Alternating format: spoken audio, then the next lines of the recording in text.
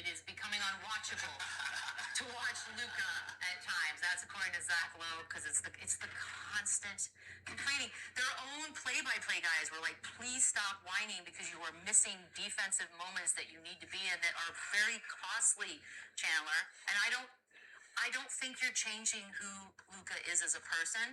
So what are we going to do here? Because the Lakers, it's not just him, by the way. JJ Redick called Monty McCutcheon after a goaltending situation the other day. They were blown out by 22 points, and he was hung up on this one particular call by the refs. So they're very infatuated with ref stuff. Like, that's a problem. Yeah, the Luka stuff, it's not good, and it's exhausting.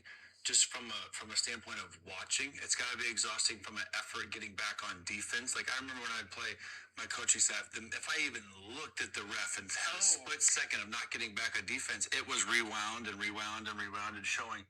All right, I really can't listen to too much. I'm not even gonna call him. I'm gonna respect him today, just because he said something nice about Luca for the first time. Um, Here's my thoughts on that. He already had that problem before he came to the league. Um, Woj, no, it's not Woj. It's the other guy. There was an analyst that already pointed that out way before he was even drafted. They said that he got one problem, one thing that makes scouter reporters look at him completely weird and different is the fact he cannot let go of a single call. Once you touch that man's shoulder like this, he is gonna cry for 5 minutes. He ain't playing defense. He ain't finna. That's why he's so big. He don't run back down the court after he, you know what I'm saying? After he throw up his little shot or his little lay, he get hit on the elbow. He is not finna go back on defense, man. That's why he's so big. So honestly, I feel like the Lakers are screwed because Luke is a very good player. And I don't understand why he can't get past this crybaby moment, you know? I was once his age, and yeah, I used to kind of complain about the dumbest things we tend to complain about, but then we outgrow that, you know? So I don't think he has the right guidance around him. He don't have the right mentor around him. You put a crybaby beside another crybaby, it just creates a bigger crybaby. And we all know LeBron James at one point was a big crybaby, a super talented crybaby. Not gonna lie. Him with another crybaby is not good. You know, and Russell Westbrook was actually a solid player, but you put him beside a crybaby, and that's why it didn't work.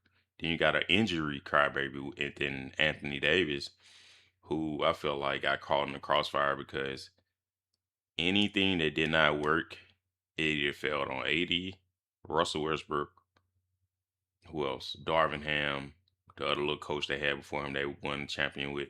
It's just a lot of things that come with being a Laker, and it's always been like that. Even when Shaq and Kobe were on teams together, Shaq would get almost all the blame. Kobe would get kind of this slap on the hand because he was so talented and he had so much intangibles. You know what I'm saying? So Luca, you got to stop crying, bro, because that's gonna make you look bad, bro. When people go back and remember who you were as a player, they're not gonna see you as Steve Nash, brother. They gonna see you as a SGA person who always crying and complaining for fouls, bro. Like, just play the game, bro. You not gonna relive this opportunity again, bro. So when you step on that court, you need to have a mindset. I'm finna go after it. You know what I'm saying? Don't go after fouls. Go after winning, bro. You can't win being a crybaby.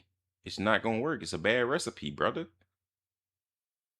You do what you want to do, man. I'm just here to call it out. Stop crying, dog. But hit that like button, subscribe for more. We got ourselves a crybaby, man. Damn.